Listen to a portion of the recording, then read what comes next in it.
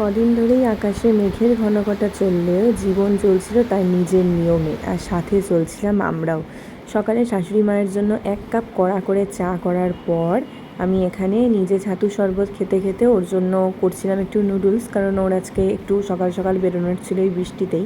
এই বৃষ্টির দিনে কিন্তু আমার কোনো কাজ করতে ইচ্ছা করে না, কিন্তু সময় তো আর থেমে থাকবে না, কাজ তো করতেই হবে। তো দুপুরের দিকে একটুখানি বৃষ্টিটা ধরেছিল।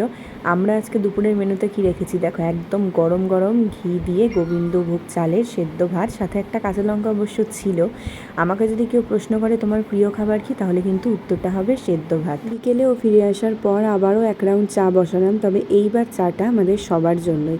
বর্ষার সন্ধ্যায় 1 কাপ গরম চা না হলে কি চলে? তো চা খেতে খেতেই ফরমাইশ হলো চিড়ে ভেজে আনার জন্য, কারণ বৃষ্টি পড়ছে বাইরে, মুখ তো একটু ছুকছুক করে। তবে এই খেয়েই তো আর সারা রাত কাটবে না, তাই রাতের জন্য বানিয়েছিলাম নিরামিষ আলুর দম, রুটি, আর সাথে ছিল মিষ্টি।